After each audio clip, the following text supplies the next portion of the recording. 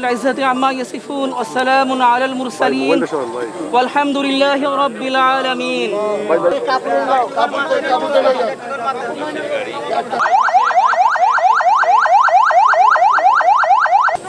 Mobile तो बहुत क्या मैं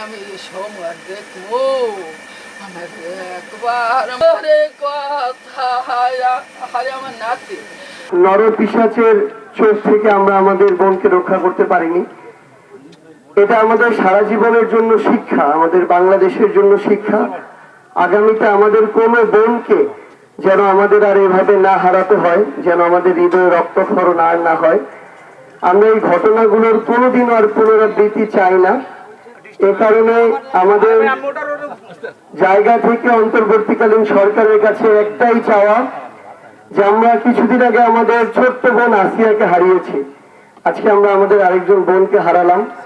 আমরা এই বাংলাদেশে আমাদের বোন আসিয়া লামিয়ার মতো আর কোনো বোনকে হারাতে চাই না। এই খুনিদের সর্বোচ্চ শাস্তি মৃত্যুদণ্ড আমরা আগামী যে 90 দিনের যে সময় তার মধ্যে আমরা তাদের মৃত্যুদণ্ড দেখতে চাই। এবং এই মৃত্যুদণ্ড যদি প্রকাশ্যে আমাদের সামনে নাও দেওয়া হয়, তাহলে তাদের ওই মৃত্যুদণ্ড দেওয়ার যে চিত্র, সেই ছবি এবং ভিডিও পুরো পৃথিবীর সামনে আসা দরকার। তাহলে আগামীতে আর কোনো নরপিশাচ যাদের কারণে আমরা আমাদের বোন আসিয়া লামিয়াদেরকে হারিয়েছি, তারা এই বাংলাদেশে আর জন্ম নেবে না। জুলাই আগস্টের মহাবিপ্লবে জনগণের পক্ষে দাঁড়িয়ে বুক চিতিয়ে যিনি বুলেট বরণ করে পৃথিবী থেকে বিদায় নিয়েছেন, এই এক শোক কাটতে না কাটতেই সেই পরিবারে আরেকটি শোকাবহ ঘটনা ঘটে গেল। লামিয়াও পৃথিবী থেকে চলে গেল। এই যে শোকের মাতম একটি পরিবারের মধ্যে, এটি সান্ত্বনা দেওয়ার ভাষা এবং উপযুক্ত শব্দাবলী আমার নেই। আমি শুধু এতটুকুই বলবো, এই পরিবারের যে প্রধান উপার্জনকারী ব্যক্তি, তিনি মানুষের জন্য, দেশের জন্য, গণতন্ত্রের জন্য, যে জন্য 15-16 বছর এক নিরন্তর সংগ্রামের মধ্যে দিয়ে গণতান্ত্রিক শক্তির অনেক মানুষ আমাদের কাছ থেকে অদৃশ্য হয়েছেন, অনেকে নানাবিধ নির্যাতনের শিকার হয়েছেন, আয়নাঘর থেকে শুরু করে বিচার বহির্ভূত হত্যার যে আমরা ভয়াবহ পরিস্থিতিগুলো দেখেছি, সেইখান থেকে মুক্তির জন্য যে সর্বশেষ গণ অভ্যুত্থান এক প্রচন্ড এবং পৃথিবী কাঁপানো একটি অভ্যুত্থানে পরিণত হয়েছিল, সেখানে এই লামিয়ার পরিবারের প্রধান ব্যক্তি তিনি জীবন দিয়ে সেই অংশগ্রহণ করেছিলেন।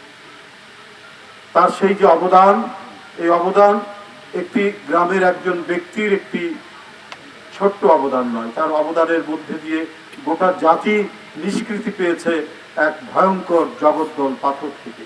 গোটা জাতি নিষ্কৃতি পেয়েছে আজকে যে এই প্রত্যন্ত অঞ্চলে গ্রামে এসে আপনাদের সামনে মুক্ত কণ্ঠে দুটি কথা বলার যে সাহস পাচ্ছি, সেই সাহসটুকু জুগিয়েছে জসিমউদ্দিন লামিয়ার বাবা।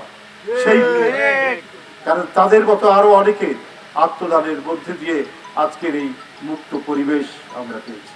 কিন্তু আমার বলতে দ্বিধাও হয়, কিন্তু তবুও বলতে হয় যে যখন লামিয়ার উপর অত্যাচার এবং নির্যাতনের যে হুমকি আসছিল, সে যে বিচার চাচ্ছিল, সেই সময় বিচারের প্রক্রিয়াটি নিশ্চিত হলে সে হয়তো আজকে পৃথিবী থেকে বিদায় নিত না।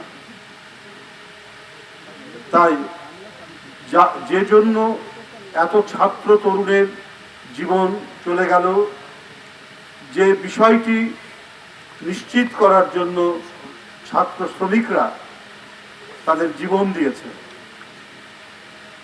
সেটা এখনো কেন বিলম্বিত হবে?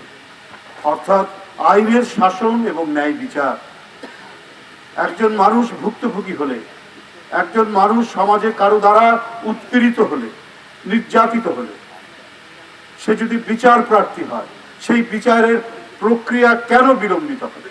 এটা আজকে গোটা জাতির প্রশ্ন, এটা আজকে সাধারণ মানুষের প্রশ্ন।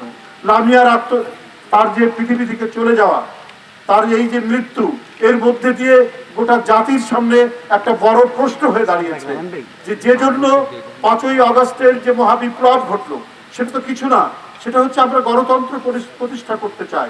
আর গণতন্ত্রের মর্মবাণী কি? গণতন্ত্রের মর্মবাণী হচ্ছে আপনার আইনের শাসন, ন্যায় বিচার প্রতিষ্ঠা করা। আদালত হচ্ছে সেই জায়গা যেখানে মানুষ অন্য কোথাও বিচার না পেয়ে আদালতের আশ্রয় লাভ করে। সেটা হচ্ছে মানুষের সর্বশেষ আশ্রয়ের জায়গা। সেখান থেকে যদি মানুষ বিচ্যুত হয়, সেখান থেকে মানুষ যদি বঞ্চিত হয়, তাহলে সেই সমাজে নৈরাজ্যের কালো অন্ধকার নেমে আসে। সেই সমাজের মধ্যে পরিব্যাপ্ত হয় এক ভয়ঙ্কর হতাশা। যথাসময়ে যথাযথভাবে লামিয়া যখন তার নিরাপত্তার কথা বলছিল, সে যখন বিচার চাচ্ছিল, তার উপর উৎপীড়নের সেই বিচারিক প্রক্রিয়া ত্বরান্বিত হলে আজকে হয়তো তার জীবনটি চলে যেত না।